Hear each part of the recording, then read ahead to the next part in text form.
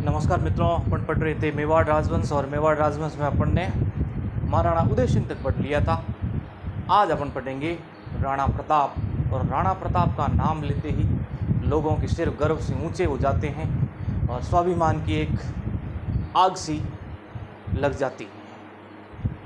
और क्या शायरियाँ कहता है, क्या शायर बोलता है। टूटने और बिखरने का सलन मांग लिया हमने, हालातों से शीशे का बदन मांग लिया था। हम भी खड़े थे तकदीर के दरवाजे पर, लोग दौलत पे गिर पड़े, हमने वतन मांग लिया। ऐसे शायर उनके बारे में शायरियाँ बोलते हैं। और राणा प्रताप का नाम आपने सभी ने सुना होगा।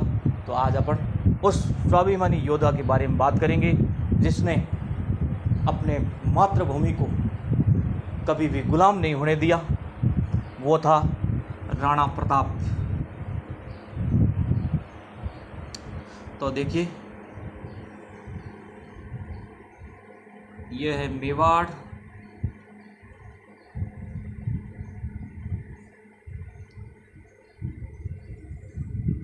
और शासक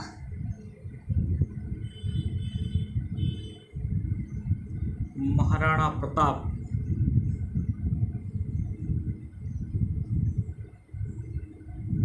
गजब का योद्धा था भाई। शासन चला था 1572 ईस्वी से 1597 ईस्वी। 25 साल शासन किया था इसने। 25 साल, ये भी कई बार पूछते हैं तो ये याद रखना आप, ठीक है। अब देखो क्या होता है कि जब राणा उदय सिंह की मृत्यु हुई थी गोगुंदा के अंदर 28 फरवरी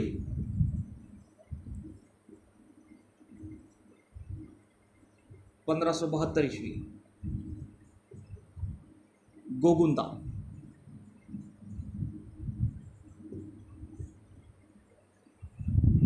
तो इनका दाह संस्कार चल रहा था और जो उसमें रीति रिवाज होता है कि जो भी अगला राणा बनेगा वो दाह संस्कार में नहीं जाएगा। तो उदय सिंह का दाह संस्कार चल रहा था और प्रताप वहां पर खड़े थे। तो किसी ने पूछ लिया, भाई अगला राणा कौन बनेगा? तो राणा तो जनता ने और सामंतों ने कहा प्रताप है। तो प्रताप साथ में कैसे है? तब किसी ने कहा कि महाराणा उदय सिंह अपने प्रिय रानी के पुत्र जगमाल को राणा बना के राणा घोषित करके गए। तब यहाँ एक खड़ा था महाराणा प्रताप का मामा मान सिंह सोनीग्रा। मान सिंह ने कहा मेवाड़ की हालत क्या है, बड़ी विकट परिस्थितियां हैं, लगातार युद्ध हो रहे हैं और अकबर ऊपर से घेरा डाल के खड़ा है। और इस विकट परिस्थितियों के अंदर अपने को मजबूत आदमी की आवश्यकता है। मेवाड़ के अंदर कोई मजबूत आदमी हो, वो मेवाड़ की रक्षा कर सकता है। जगमाल क्या रक्षा करेगा? उसमें लखन ही नहीं है। तब अब सामंतों ने अब क्या किया जाए? तब मान सिंह सोनीग्रा ने कृष्णदास सुंडावत को कहा कि आपके सहमति से ही राजा बनते हैं, मेवाड़ के राणा बनते हैं। और आपकी सहमति प्रताप के साथ में है या फिर जगमाल के साथ में? उसने कहा भाई मेरी तो सहमति प्रताप के साथ में है। और बाकी सामंतों ने सभी कहा भाई हमारी सहमति प्रताप के साथ है। तो उसी समय राणा प्रताप का गोगुंदा के अंदर ही तलवार बांध के कृष्णदास सुंडावत ने राज्याभिषेक कर दिया और जगमाल को राजगद्दी से हटा दिया। तो जगमाल यहाँ से नाराज होकर अकबर के पास चला गया और अकबर ने इसको जहाजपुर की जागीर दी। जहाजपुर की जागीर दी। जहाजपुर भीलवाड़ा के अंदर आता है। और राणा प्रताप का राज्याभिषेक तो गोगुंदा के अंदर हुआ था लेकिन राज्याभिषेक जो समारोह था वो कुंभलगढ़ दुर्ग के अंदर हुआ था। और क्योंकि बड़ा दुर्ग उस समय कुंभलगढ़ ही था महाराणा के पास में, क्योंकि जब महाराणा मेवाड़ के राणा प्रताप महाराणा बने उस समय आधा मेवाड़ इनके पास में था। इस साइड का चित्तौड़ दुर्ग वगैरह 1568 के बाद में अकबर के अधीन हो गए थे। ये सारा का सारा भाग, इस साइड का जो भी भाग था वो महाराणा के पास में था और इस साइड का भाग सारा का सारा अकबर के पास में था। तो बड़ा दुर्ग कुंभलगढ़ ही था और कुंभलगढ़ के अंदर इनका राज्याभिषेक समारोह हुआ। आगे देखो क्या होता है कि अपन थोड़ी इनके बारे में सामान्य जानकारी ले लेते हैं कि इनके माता पिता जन्म कब हुआ, जो भी अपन थोड़ा देख लेते हैं। इनकी सामान्य जानकारी लेनी बहुत ज़रूरी है। पिता मैं आपको पहले ही बता चुका हूं,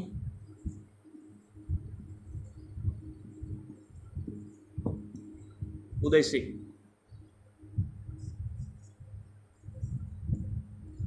माता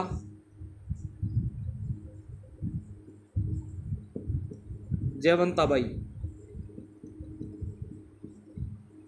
पाली के अखेराज सोनगरा की पुत्री थी। अखेराज सोनगरा।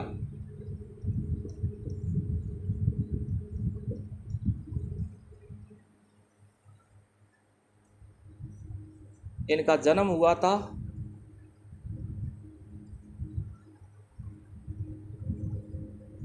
9 मई 1540 ईस्वी।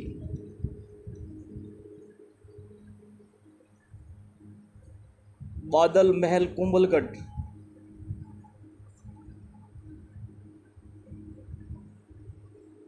बादल महल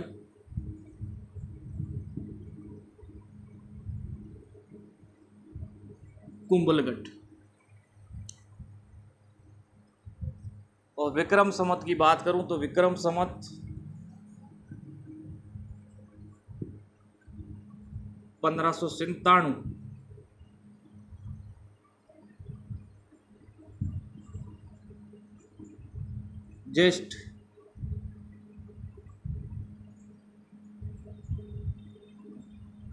ज्येष्ठ शुक्ला तृतीया।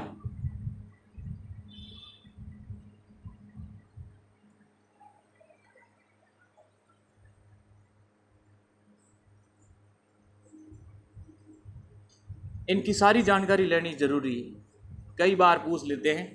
इनकी पत्नी का नाम है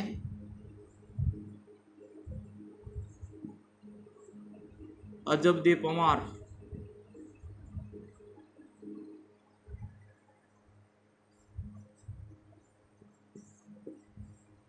गुरु आचार्य राघवेंद्र।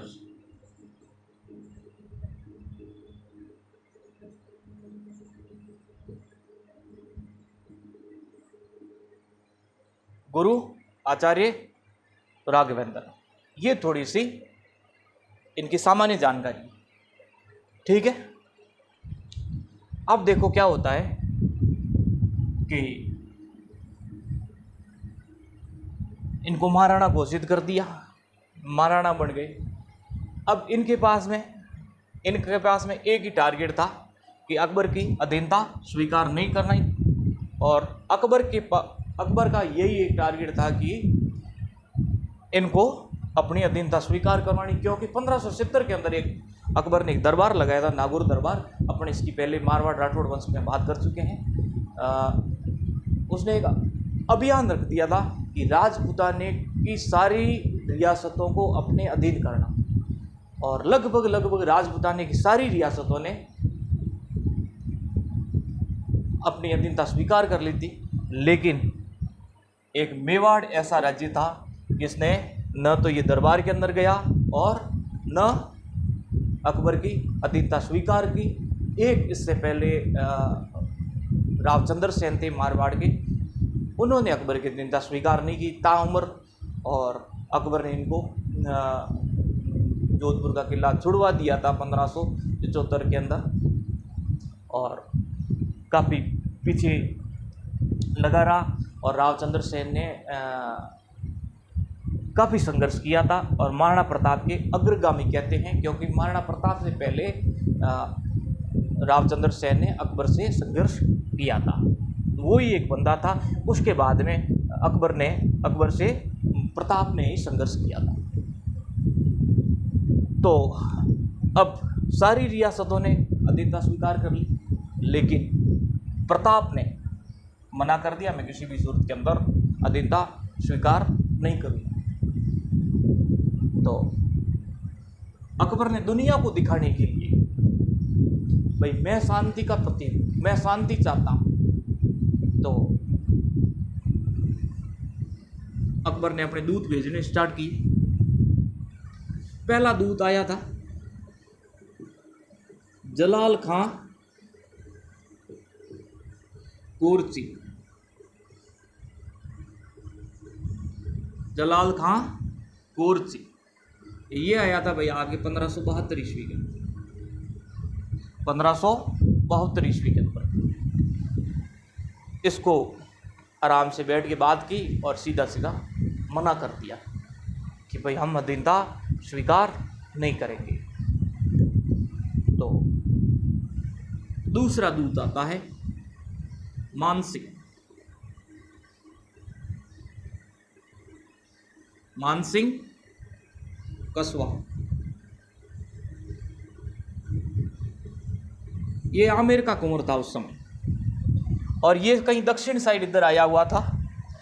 तो इसको संदेश, अकबर ने संदेश भेजा कि तुम भाई प्रताप से मिल के आना, बातचीत करके आना कि क्या पता तुम्हारी जाति का है, और मान जाए तो क्या पता। ये आया था जून 1573 ईस्वी के अंदर, ठीक है। तो ये आया था, इसकी इज्जत की, कुंवर था उस समय, क्योंकि आमेर का राजा था उस समय भगवंत दास था। तो इसकी इज्जत की और बढ़िया इसके लिए खाने की व्यवस्था की। यहाँ पे पड़ता है उदयपुर। उदयपुर में एक जगह है उदय सागर झील, उदय सागर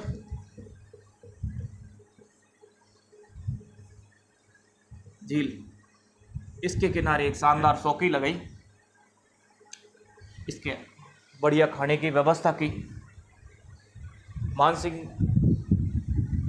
डिनर का वेट कर रहा था, भाई प्रताप आएंगे और बात करेंगे, साथ में खाना पीना करेंगे। तो मानसिंह वेट कर रहा था और भोजन शुरू हो गया था, और प्रताप आई नहीं। प्रताप की जगह प्रताप के पुत्र अमर सिंह आ गए। प्रताप के पुत्र अमर सिंह आ गए, दोनों उसके बातचीत हुई। मान सिंह ने कहा भाई राणा जी क्यों नहीं आए। इन्होंने कहा कि भाई राणा जी की तबीयत ठीक नहीं है, मैं आ गया हूँ। उसी समय इसको गुस्सा आया मान सिंह को। मान सिंह ने कहा कि मैं तबीयत तो मैं ठीक कर दूंगा, मैं सारा समझता हूँ कि मामला क्या है। तो उसी समय ये खाना छोड़ के रवाना हुआ। तो एक कोई सरदार बैठा था पास में, उसने कहा वापस आओ तो थोड़ा। क्या बोले? उसने कहा कि राणा जी की तबीयत ठीक नहीं है ना, वो मैं ठीक कर दूंगा। उसने कहा तू तो आ ही जाना मैदान के अंदर और तेरे फूफे को साथ में लेके आना। अगर तेरा फूफा आया तो हम मालपुरा में एक स्वागत कर देंगे, अगर तू आया तो तुम कहीं भी आ जाना, हम तेरे को देख लेंगे। इससे मान सिंह और नाराज हुआ और सीधा गया अकबर के पास में और कहा कि मेरे को सेना दीजिए और हाथों हाथ में आक्रमण करूंगा चित्तौड़ राणा प्रताप पर। अकबर ने कहा भी ऐसे नहीं होता है, आप थोड़ी शांति पकड़ो और पानी वगैरह पियो, ऐसे नहीं होता, ऐसे आक्रमण नहीं होगा। आक्रमण अपन करेंगे, आक्रमण तो तय है, लेकिन थोड़ी सी शांति रखो। तब अकबर को लगा यार कुंवर गया है तो कुंवर ही आ गया होगा, अमर सिंह। अगर वो राणा है तो अगर राजा जाएगा तो राजा मिलेगा। तो अब किसको भेजा जाए? अब अपन भगवंत दास को भेजते हैं। भगवंत दास मेवाड़ का राजा, सॉरी आमेर का राजा था। ये आ गया सितंबर 1573 के अंदर।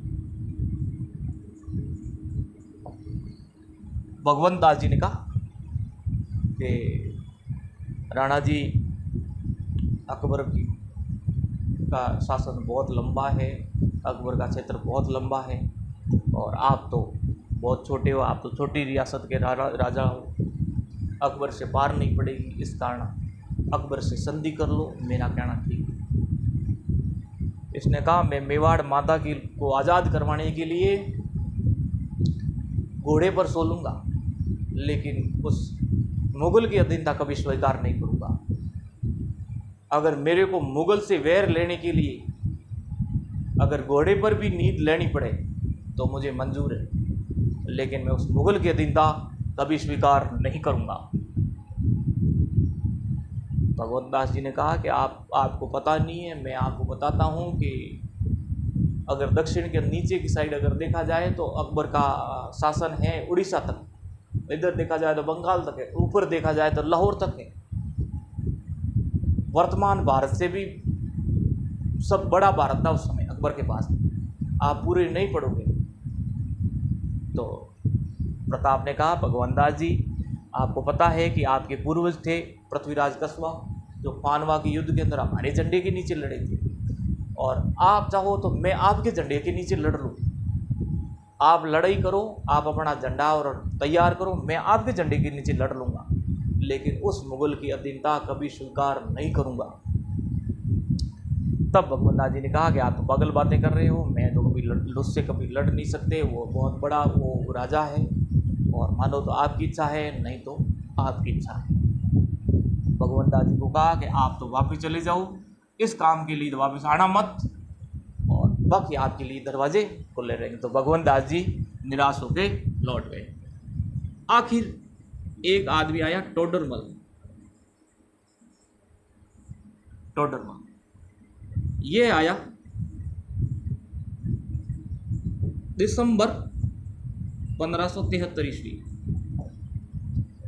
इससे भी बातचीत हुई, पर बातचीत समाधान हुआ नहीं। इसको भी कहा भाई अधीनता हम स्वीकार नहीं करेंगे।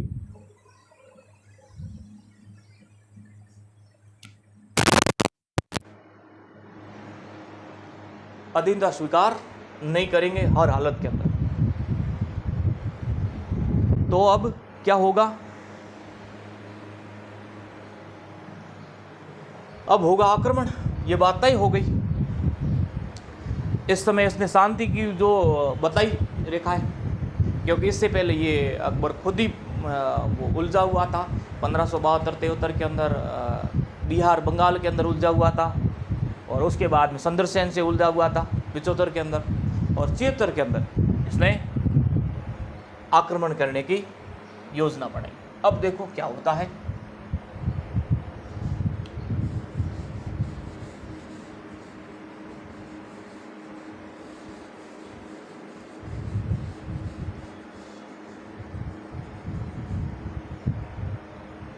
यहाँ पर है फतेहपुर सीकरी।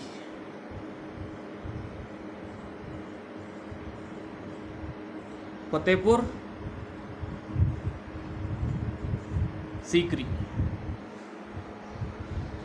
अकबर की उस समय राजधानी थी।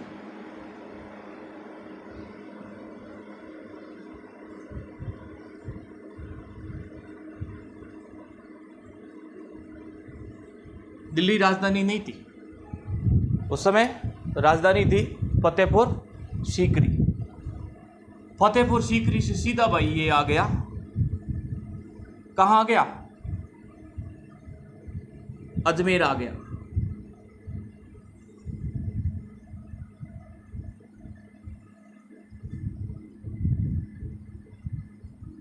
मैगजीन का दुरुक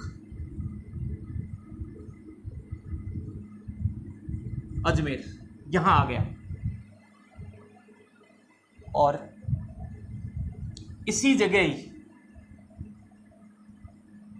जगह हल्दी घाटी के युद्ध की योजना बनी, इसी दुर्ग के अंदर। और इसी जगह मानसिंह को सेनापति नियुक्त किया। मानसिंह को पहली बार स्वतंत्र सेनापति नियुक्त किया।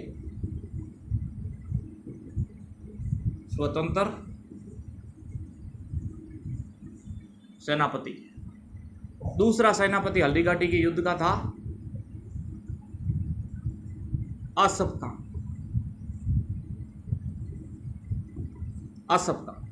लो भाई, ये सेनापति घोषित कर दिए इसने, तो जाओ राणा पर आक्रमण करो। तब यहाँ पर कई मुगल सैनिकों ने, मुगल कमांडरों ने विरोध भी किया। एक नबी खान करके था, उसने कहा वो तो आया ही नहीं बिल्कुल भी, और उसने बिल्कुल मना कर दिया।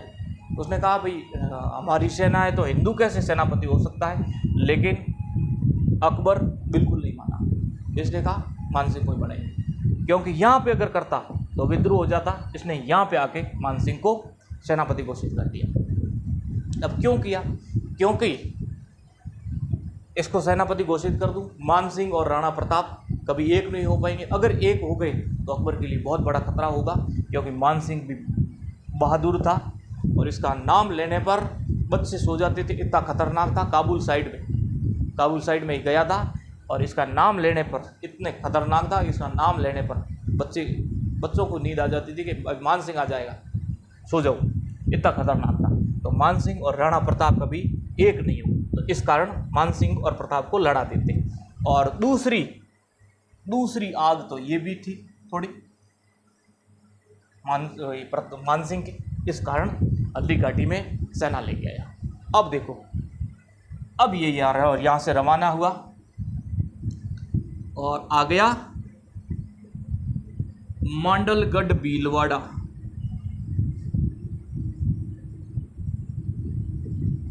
मांडलगढ़ भीलवाड़ा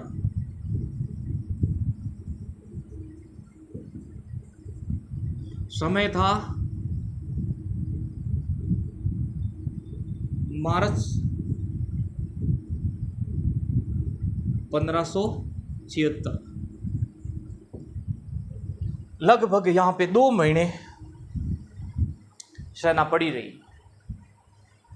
इसको लगा भाई क्या पता राणा जी अधीनता स्वीकार कर ले, लेकिन राणा जी ने तो युद्ध की तैयारियां शुरू कर दी। इधर यहां पे है राजसमंद, और राजसमंद के अंदर कोमलगढ़ का किला है। तो इनके यहां पे योजना बनने लगी।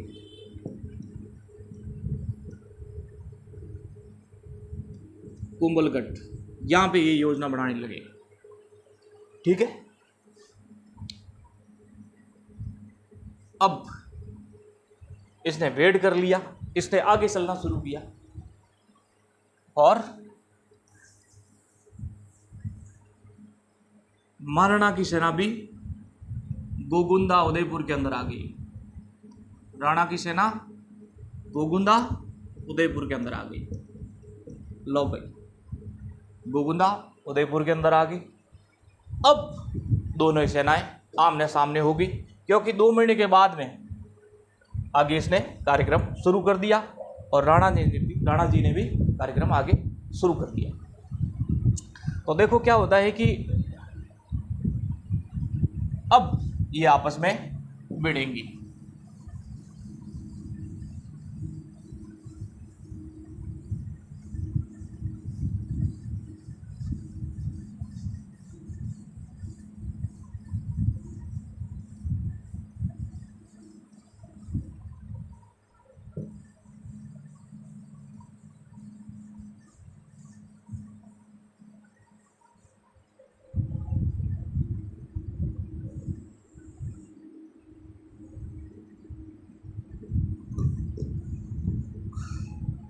ये मैदान है भाई, राणा जी ने कहा भाई गोगुंदा से थोड़ा आगे चलते हैं, अपन सामने चलते हैं। फिर सामंतों ने मना किया, नहीं इधर आने दो, इधर अपने अच्छा रहेगा, उसको आने दो आप। तो भाई चल के ये मान सिंह चल के आ गया मोलेला गांव। मोलेला ये राजसमंद के अंदर आता है, राजसमंद, ठीक है। मान सिंह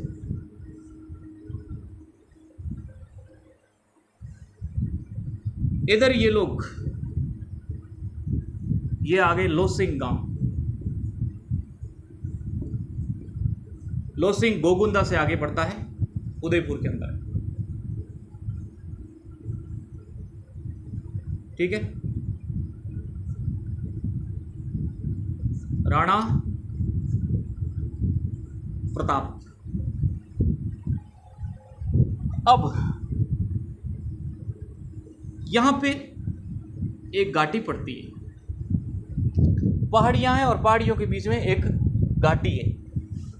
इस घाटी का नाम है हल्दी घाटी। हल्दी घाटी ये क्षेत्र पड़ता है खमनोर राजसमंद के अंदर। खमनोर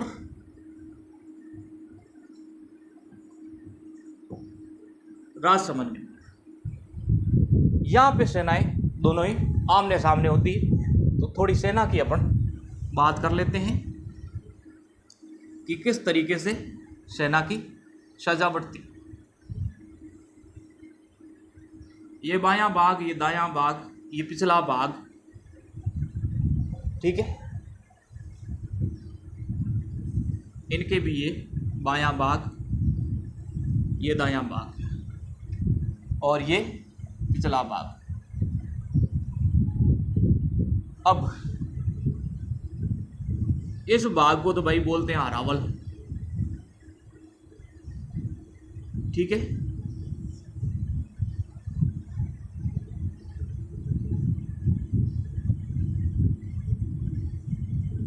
अरावल प्रताप की सेना में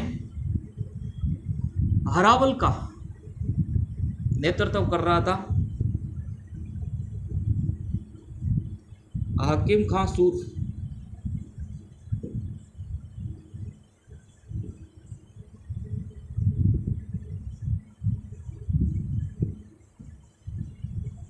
कृष्णदास चुंडावत। कृष्णदास चुंडावत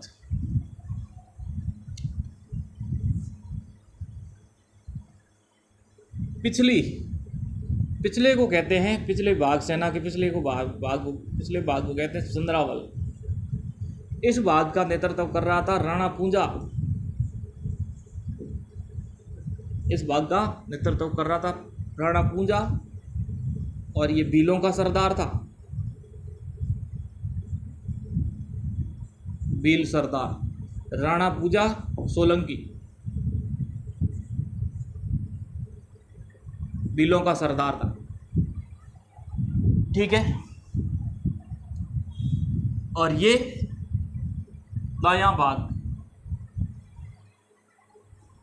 इस भाग का नेतृत्व कर रहा था रामशाह तोमर।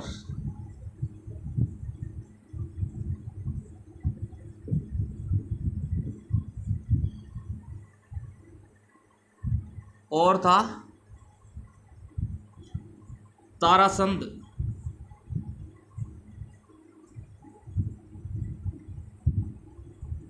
एक था बामासा का भाई ताराचंद, रामशाह तोमर। और इस साइड में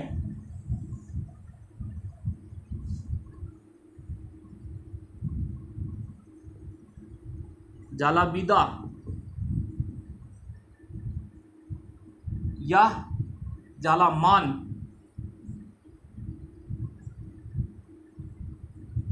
मान सिंह सोनग्रा, मान सिंह सोनग्रा।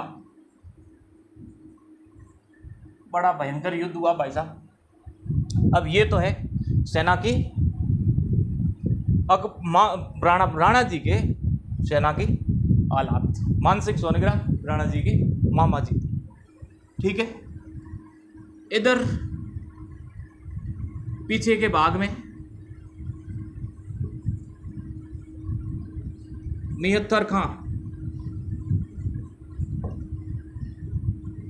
इनके, एक था माधो सिंह,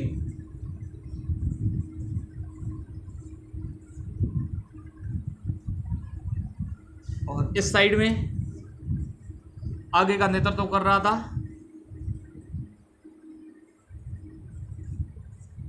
आसफ खां,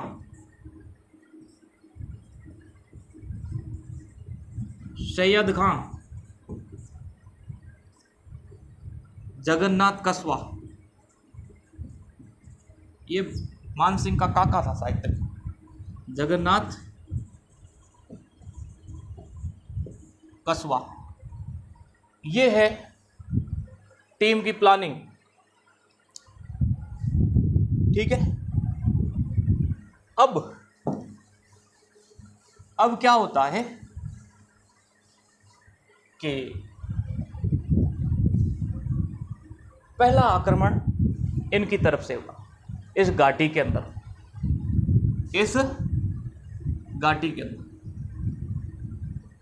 बड़ा भयंकर आक्रमण हुआ और इस मान सिंह की सेना को भागते हुए गली नहीं मिल रही थी। इतना खतरनाक इन लोगों ने आक्रमण किया, क्योंकि पहाड़ी जांबाज थे और पहाड़ियों में खतरनाक आक्रमण करते थे। राणा के सैनिक और भील वगैरह बड़े तीरंदाज थे, बड़े निशानेबाज थे, खतरनाक भाई साहब।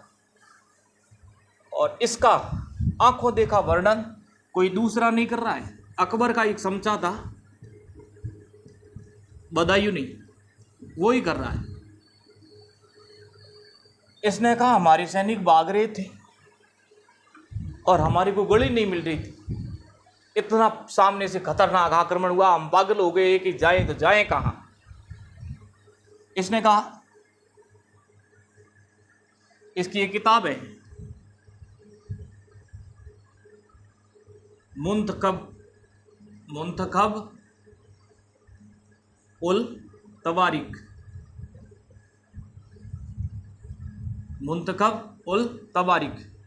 खतरनाक वर्णन किया। हमारे को जगह ही नहीं मिल रही थी कि भागे तो भागे कहाँ, और पीछे से तीर पीछे से आ रहे हैं, पीछे से टांगों में चल रही थी, खतरनाक, हमारी टांगें टूट गई थी और मैं भी कई तीर चला रहा था, लेकिन मेरे को भी भागने का मौका नहीं मिला। इसने कहा भाई 3000 सेना तो राणा जी के पास में थी, 5000 सेना मानसिंह के पास में थी, और मेवाड़ की ख्यातों के अंदर वगैरह में उसमें लिखा हुआ है कि राणा जी के पास में 20,000 की सेना थी, सामने 20,000 की, सामने 80,000 की सेना थी। लेकिन सही इसको ही माना है बदायूनी को, इसने आंखों देखा हाल का वर्णन किया, बिल्कुल सही तरीके से किया। 3000 राणा के पास में सेना थी, 5000 मानसिंह के पास सेना थी। अब भाई ये भागे यहां से,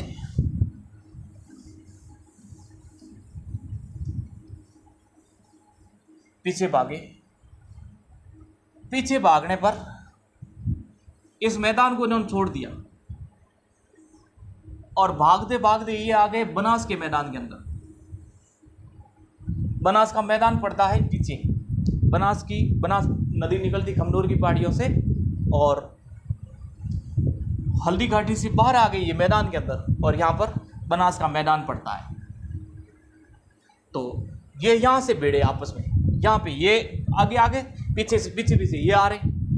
तो यहाँ पे मैदान के अंदर मुगल भी लड़ने में वो थे, बढ़िया तरीके से लड़ सकते थे, और मैदान के अंदर दोनों ही बराबर आ गए। लेकिन ये भाग रहे थे पीछे से। इस निहत्तर खां ने आवाज लगाई कि बादशाह और सेना लेके आ रहे हैं। तब जाके इनके एक जगह स्थान है बादशाह बाग का मैदान, स्थान है बादशाह बाग का मैदान।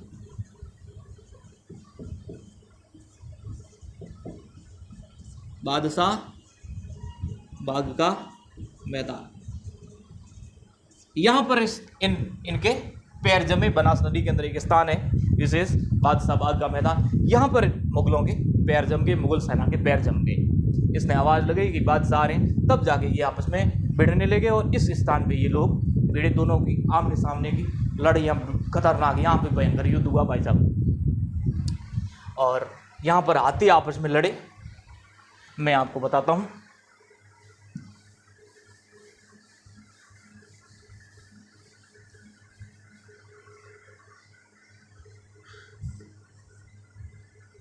पहला हाथी उतारा राणा प्रताप ने, अपना हाथी उतारा लूणा। मुगलों ने भी अपना हाथी उतारा। गजराज, लूणा इस पे भारी पड़ रहा था, गजराज पे, तो इन्होंने एक और हाथी उतारा, गजमुक्ता। अब ये दोनों ही, इस दोनों हाथियों से ये हाथी जूझ रहा था। राणा जी ने एक और हाथी उतारा, राम प्रसाद। इन्होंने सामने एक और हाथी उतार दिया, रणमदार।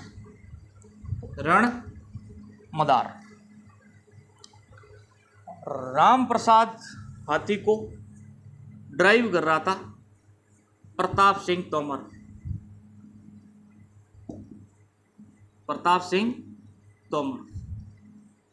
इस पर अचानक हमला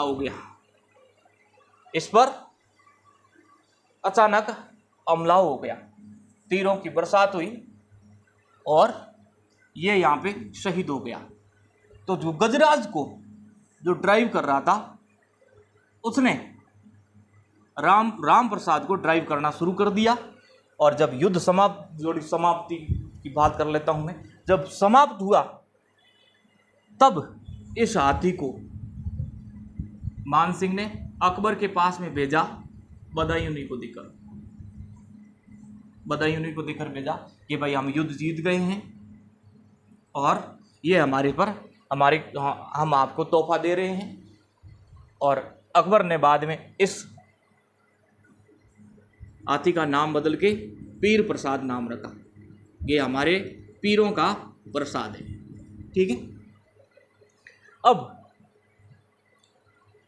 प्रताप सिंह तोमर शहीद हो गया और राम प्रसाद पे वो गजराज वाला ड्राइव करने लग गया। अब क्या होता है, प्रताप सिंह के शहीद होने के बाद में शालीवान सिंह लड़ रहा था। शालीवान सिंह भी इसका भाई है। शालीवान सिंह, ये तीनों ही तीन भाई थे, शालीवान सिंह, प्रताप सिंह और भवानी सिंह। ये रामशाह तोमर के पुत्र थे और तीनों ही, रामशाह तोमर भी खुद शहीद हो गए और ये तीन पुत्र शहीद हो गए और एक इनका पोता था बलभद्र, वो भी शहीद हो गया। तो तीन पीढ़ियां रामशाह तोमर की शहीद हो गई इस हल्दी घाटी युद्ध के अंदर, क्योंकि ये ग्वालियर के शासक थे और ग्वालियर पर अकबर का अधिकार हो गया, तो ग्वालियर छोड़ के ये मेवाड़ आ गए और यहाँ पर इन्होंने हल्दी घाटी में राणा प्रताप का साथ दिया। तो शालीवान सिंह आगे लड़ रहे थे। शालीवान सिंह का मुकाबला हुआ बहलोल खां से।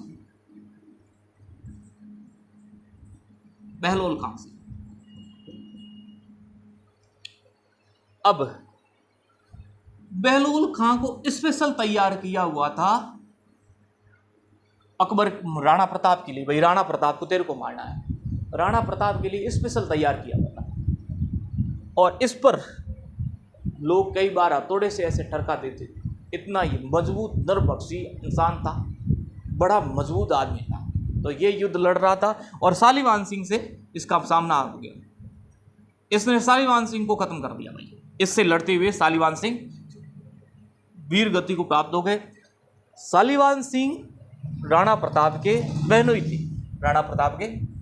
थे। ये सारा राणा प्रताप ने देख लिया। ये सुनते ही राणा प्रताप को इतना गुस्सा आया कि राणा प्रताप सामने खड़े थे यहाँ पे, और ये शालीवान सिंह को मार के बहलोल खां आगे बढ़ा राणा प्रताप की तरफ। पीछे खड़े थे मान सिंह। मान सिंह बहुत होशियार आदमी थे। इन्होंने कहा कि तुम बहलोल खां आगे मत जा और तेरी मौत है, ये मैं तय फाइनल कह रहा हूं, और तुम आगे मत जा। बड़ा भयंकर आदमी, खतरनाक आदमी है। तो बहलोल खां ने कहा कि आज तो मैं खुश नसीब हूं कि मैं बादशाह को आज बहुत बड़ा गिफ्ट देने वाला हूं, और मैं राणा प्रताप को आज खत्म करके जिंदा या मुर्दा पकड़ के बादशाह को दे दूंगा, और बादशाह मुझे बहुत इनाम देंगे। तो राणा प्रताप ने इसको लड़ने के लिए मौका ही नहीं दिया, और घोड़ा फ्री करके हवा के अंदर ही वार किया इसके ऊपर, और घोड़े सहित पहले इसके ऊपर सिर के ऊपर सिर से सीधा हुआ घोड़े के लास्ट तक चला गया, बीचों बीच दोनों घोड़े और बहलोल खां दोनों को काट दिया। अब बहलोल खां यहाँ पे मर गया। बहलोल खां के मरने के बाद में राणा प्रताप ने सीधे मान सिंह को घेर लिया। भाई मान सिंह को कहा, भाई अब मैं आ गया हूँ, प्रताप आगे आ जा, तुम सामने आमने सामने की एक बार आमने सामने की लड़ाई कर लेते हैं। मान सिंह बड़ा समझदार आदमी था। ये घोड़े से उतरा नहीं नीचा, हाथी से नीचे नहीं उतरा, न वार किया। चारों ओर चक्कर लगाए राणा प्रताप ने। राणा प्रताप का घोड़ा था चेतक के पे बैठे थे, और मान सिंह के हाथी का नाम था मर्दाना। मान सिंह हाथी पर बैठा था। इस हाथी के चारों ओर चक्कर लगाए, मान सिंह को ललकारा। मान सिंह ने कोई एक्टिविटी नहीं की। राणा प्रताप ने इस मान सिंह के हाथी के सूंड के ऊपर घोड़े के पैर रखवाए ऐसे इस तरीके से, और मान सिंह के ऊपर वार किया। मान सिंह तो ओहदे में कूद गया और उस हाथी के तोड़ भाला लग गया, और मान सिंह उस समय बच गया। लेकिन इस हाथी के सूंड के आगे सुरे लगे हुए थे, सूंड के आगे। तो पीछे से सूंड हिलाई हाथी ने, और चेतक की पिछला पैर कट गया, घाव लग गया। इससे चेतक बहुत ज़्यादा घायल हो गया। तो अब मान सिंह मरा और घोड़ा भी घायल हो गया। अब राणा प्रताप चारों ओर से घिर गए। तब इस जालाबीदा ने कहा कि हमारी परंपरा रही है, जब भी राणा घायल होता है तब हम छत्र पहनते हैं और राणा को युद्ध क्षेत्र से बाहर निकालते हैं। तो इसने जालाबीदा और मान ने, सादड़ी का जाला था ये, तो इसने अपना राणा प्रताप का छत्र पहना और राणा जी को युद्ध क्षेत्र से बाहर निकाला। तो राणा जी युद्ध क्षेत्र से बाहर आकर कोलियारी गांव आ गए। कोलियारी गांव आ गए और उसके बाद में अपनी अस्थायी राजधानी बनाई आवरगढ़ उदयपुर के अंदर है। अस्थायी हल्दी, कई बार सवाल आता है कि हल्दी घाटी के युद्ध के बाद में महाराणा प्रताप ने अपनी राजधानी कौन सी बनाई, तो राजधानी आवरगढ़ बनाई। ठीक है, यहाँ से निकल के कोलियारी गांव आ गए और कोलियारी गांव से आवरगढ़ आकर यहाँ पर कुछ 2 साल तक अस्थायी राजधानी बनी। अब देखो पीछे क्या होता है भाई। अब राणा जी तो निकल गए। अब इस युद्ध के अंदर कौन कौन शहीद होता है मैं बताता हूँ आपको। मेन 2-3 जो भी है वो मैं बता देता हूँ आपको। जालाबीदा इस युद्ध के अंदर शहीद हो जाते हैं। बड़ी गंभीर राणा जी की जगह लड़ते हुए शहीद हो जाते हैं और इनकी समाधि रक्त तलाई के अंदर है। रक्त तलाई के अंदर है। अब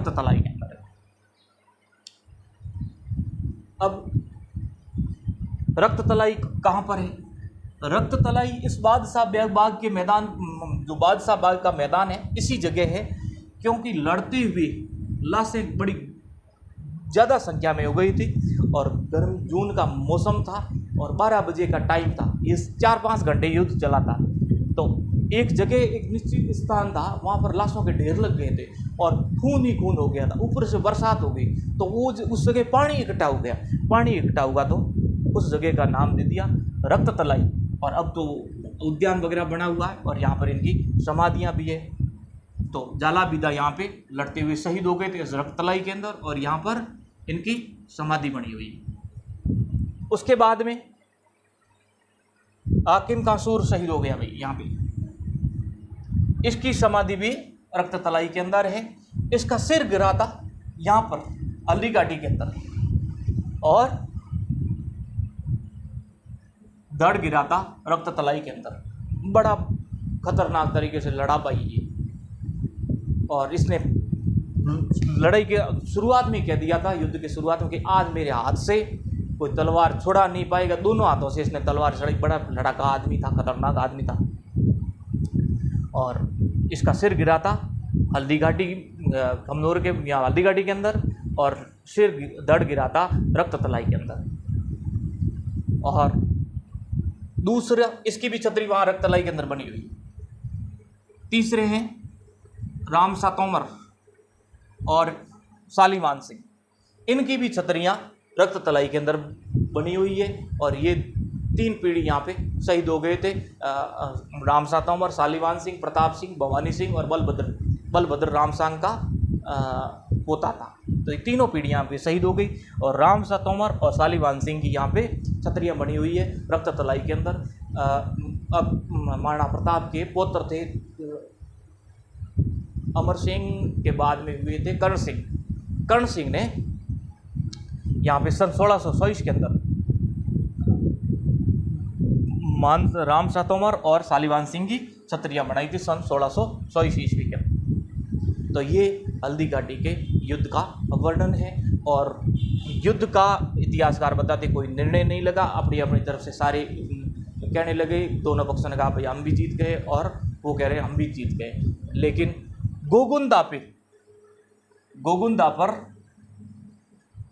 अधिकार हो गया किसका? मान सिंह का। और राणा प्रताप यहाँ से चले गए, बाकी सैनिक भी यहाँ पे चले गए। गोगुंदा के पर अधिकार हो गया मान सिंह का।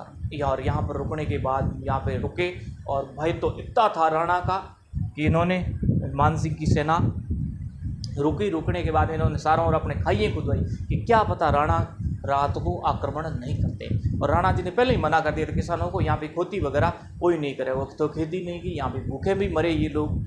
और भूखे मरने के बाद में इन्होंने आम भी खाए, और कुछ अपने घोड़े वगैरह जो भी पशु वगैरह थे उनको भी खा के जीवन यापन किया। और राणा प्रताप यहाँ से पकड़े नहीं गए, और मान सिंह वगैरह सारे कहाँ चले गए? अकबर के पास में। अकबर ने कहा भाई मान सिंह प्रताप पकड़े गए? तो कहे नहीं। मारा गया? तो कहे नहीं। तो क्या लेके आए? फालतू कैसी खोटी पे किया है ना। अकबर इतना नाराज हुआ कि आसफ खां और मान सिंह की ड्यूटी बंद करवा दी थी। 7-8 दिन दरबार में आप नहीं आओगे मेरे सामने। इतना खतरनाक इसको गुस्सा आया था। अब क्या होगा भाई? अब अकबर खुद आता है 1576 के अंदर।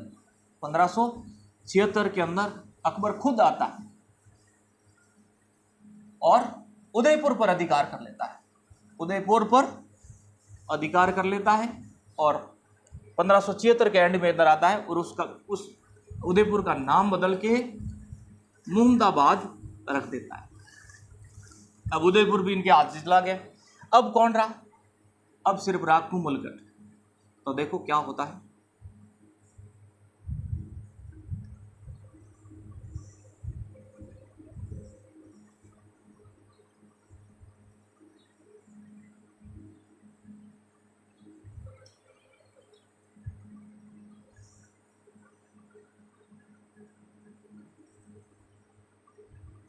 ये मेवाड़,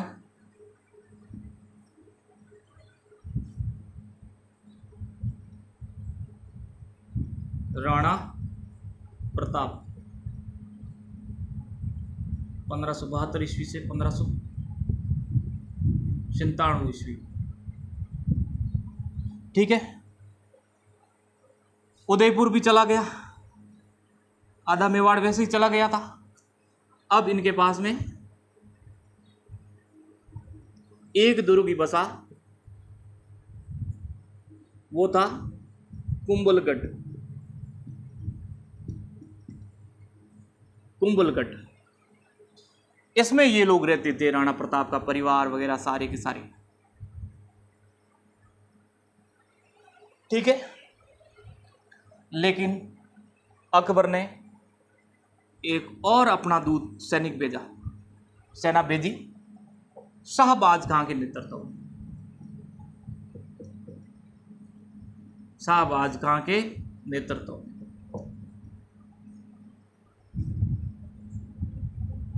3 अप्रैल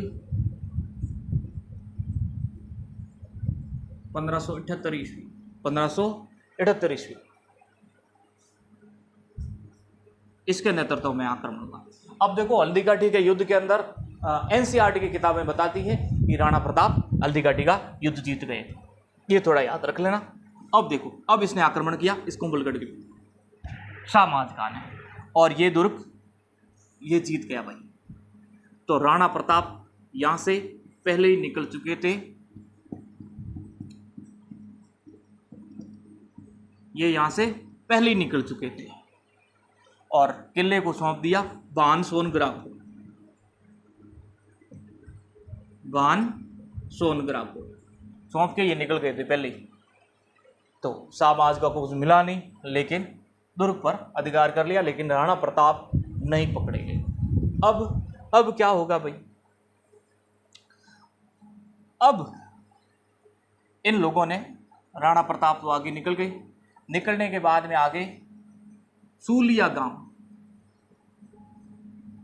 सूलिया गांव, सूलिया गांव आने पर ये इधर जा रहे थे, आगे इधर गुजरात के अंदर है, इधर जा रहे थे और इस गांव में इनकी मुलाकात हो गई भामाशाह और ताराचंद। यहां पर इन लोगों ने कहा, भाई राणा जी आप कहाँ जा रहे हो? तो राणा जी ने कहा, भाई मैं अब हालात अच्छे नहीं है तो मैं इधर जा रहा हूँ सहायता लेने के लिए, मेरे पास में सैनिक शक्ति थोड़ी कम है और पैसे वैसे की व्यवस्था। इन्होंने कहा चिंता मत करो, हम आपके पैसे की व्यवस्था करते हैं। और इन लोगों ने अपनी सारी संपत्ति राणा प्रताप को दान कर दी, राणा प्रताप को दे दी पूरी संपत्ति। 25 लाख रुपए दिए। कितने? 25 लाख रुपए नगद और 20,000 सोने की अशरफियां दी। इस धन से आप 25 साल तक 12,000 सेना का खर्चा उठा सकते हो। 25 साल तक 12,000 सेना का, सॉरी 12 साल तक 25,000 सेना का खर्चा उठा सकते हो इस धन से। तो यहाँ पे मिल गई सहायता। तो प्रताप ने यहाँ पर सेना का गठन किया और ईडर ने कहा भाई हम आपका साथ देंगे और बांसवाड़ा ने कहा भाई हम आपका साथ देंगे। तो देखो अब क्या होता है। प्रताप के निकलने के बाद में अकबर ने पूरी कोशिश की और सारे किले ले लिए, सारा क्षेत्र ले लिया। अब क्या करेगा? अब तो भी नहीं पकड़ा गया राणा प्रताप, तो अब ये चौकियां स्थापित करेगा राणा प्रताप को पकड़ने के लिए। तो कहाँ कहाँ करेगा वो अपन थोड़ा देख लेते हैं। एक तो इसने चौकी स्थापित की थी अपनी देसूरी पाली, ठीक है, देसूरी पाली के अंदर की थी। दूसरी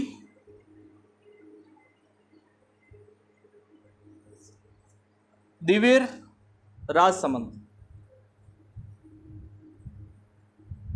दिवेर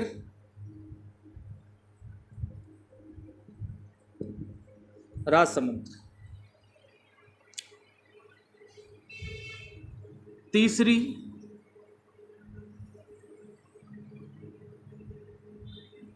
देबारी उदयपुर। चौथी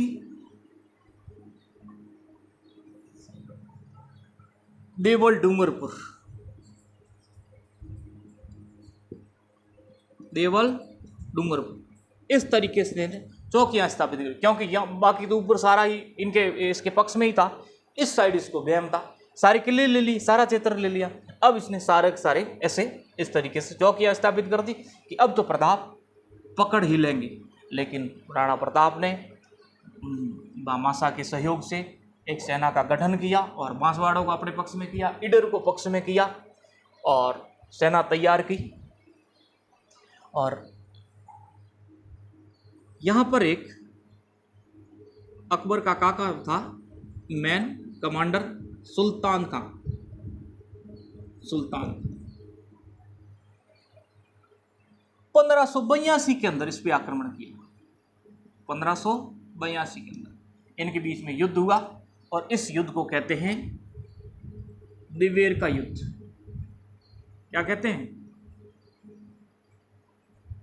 दिवेर का युद्ध।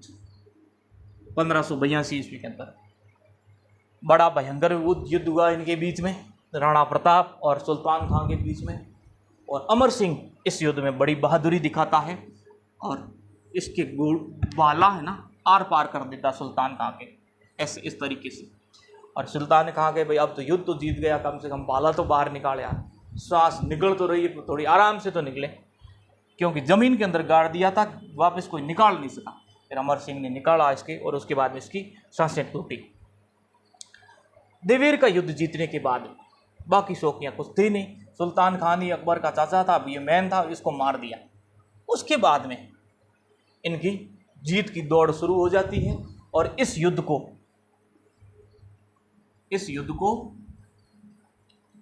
कर्नल टॉड ने मेवाड़ का मैराथन कहा। मेवाड़ का मैराथन कहा।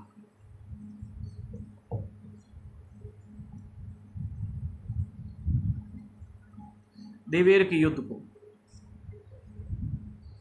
और हल्दी घाटी के युद्ध को मेवाड़ की थर्मोपोली कहा। किसने कहा? कर्नल टॉड ने। और हल्दी घाटी, सारे इतिहासकारों ने क्या कहा मैं बता दूंगा आप। बदायूनी ने हल्दी घाटी के युद्ध को गोगुंदा का युद्ध कहा, क्योंकि गोगुंदा में सेना खड़ी थी। अबुल फजल ने खमनोर का युद्ध कहा, क्योंकि खमनोर में युद्ध हुआ था।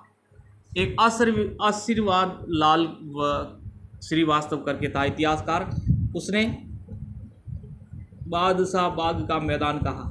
बादशाह बाग का मैदान कहा, सॉरी युद्ध का, ठीक है।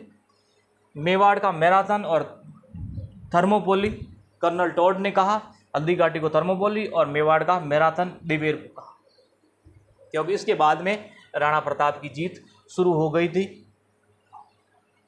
और गोगुंदा का युद्ध बदायूं ने कहा, खमनोर का युद्ध अबुल फजल ने कहा और बादशाह बाग का मैदान, बादशाह बाग का युद्ध आशीर्वाद लाल श्रीवास्तव ने कहा।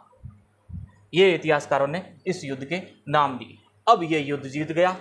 युद्ध जीतने के बाद में इन्होंने छापामार युद्ध शुरू किया और लगभग सारा क्षेत्र मेवाड़ की सारा क्षेत्र जीत गए और राजधानी रख दी चावंड।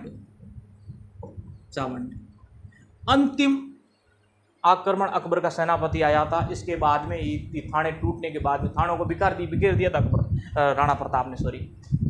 अंतिम सेनापति अकबर का आया था जगन्नाथ कस्बा, और उसको वो पता नहीं बीच में आक्रमण किया, बीच में मर गया मांडलगढ़ के अंदर ही, और मांडलगढ़ में इसकी छतरी बनी हुई है। वो अंतिम था 1585 ईस्वी के अंदर, 1585 ईस्वी के अंदर।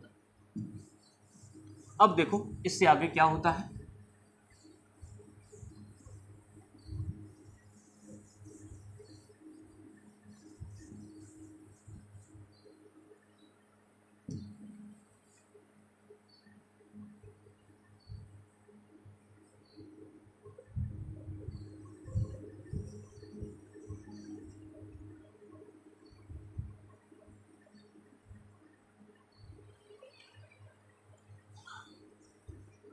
मेवाड़ और अकबर, फतेहपुर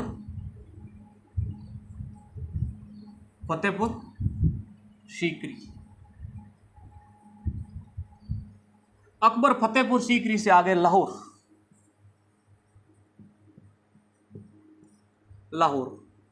1585 ईस्वी के अंदर इसने अपनी राजधानी बदल ली, लाहौर पाकिस्तान के अंदर। 1585 के अंदर उसका आखिरी सेनापति आया था जगन्नाथ कस्बा, और जगन्नाथ कस्बा यहीं पे मर गया था। और उसके बाद में ये अकबर चला गया फतेहपुर सीकरी से लाहौर। उसके बाद में यहाँ पे शांति हो गई। अब देखो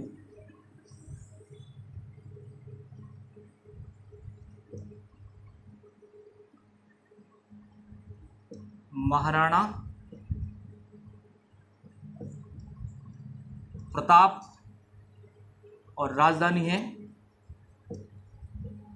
चावंड, ये है मेवाड़। और राणा प्रताप ने, राणा रहते हुए मुगलों ने जो उनसे क्षेत्र छीने थे मेवाड़ के अंदर, एक तो चित्तौड़ जीत नहीं पाए, चित्तौड़ का किला, और एक था मांडलगढ़। ये दोनों ही नहीं जीत पाए थे, बाकी सारा का सारा क्षेत्र वापिस जीत लिया था अकबर से। और चावंड इनकी राजधानी थी। तो अब 10-12 साल है बाकी, उनमें ये अपने शांति के दिन गुजारते हैं। और कुछ निर्माण कार्य भी करवाते हैं। तो थोड़ी अपन निर्माण कार्य की बात कर लेते हैं। पहला है दरबारी कवि।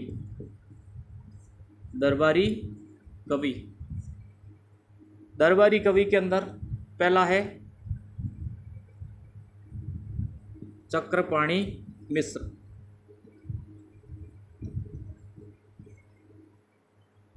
इसने किताबें लिखी है विश्व वल्लभ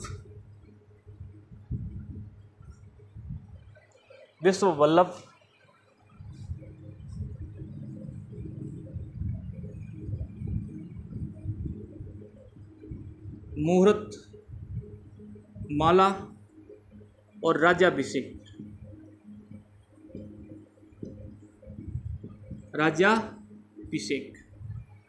ठीक है, ये इसने किताबें लिखी है। विश्व वल्लभ को थोड़ा याद रखना, क्योंकि ये बाग बगीचों के बारे में है, उद्यान विज्ञान के बारे में। ठीक है। दूसरा विद्वान है हेमरतन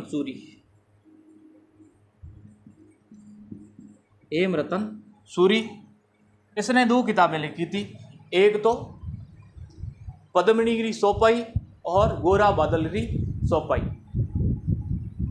इसने राणा जी ने कहा भाई हाँ हेमरतन जी अपने 2 ये वीर हुए हैं और माता जी भी पद्मनी है, वो भी आदर्श है, तो इनके बारे में आप थोड़ी ये किताबें लिख दो। तो इसने कहा भाई किताबें मैं लिख दूँ, मेरे को खर्चा कौन देगा? ताराचंद ने कहा मैं खर्चा दूंगा, आप किताबें लिख दो। तो खर्चा दिया ताराचंद ने और किताबें लिखी हेमरतन सूरी ने, जो राणा प्रताप का दरबारी कवि था। हेमरतन सूरी। 2 चारण कवि थे, रामा चांदू और एक कोई चांदू करके था, मेरे को नाम याद नहीं आ रहा है। ठीक है।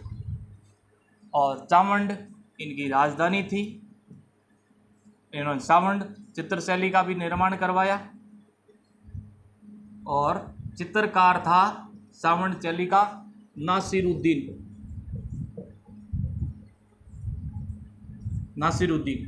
ठीक है।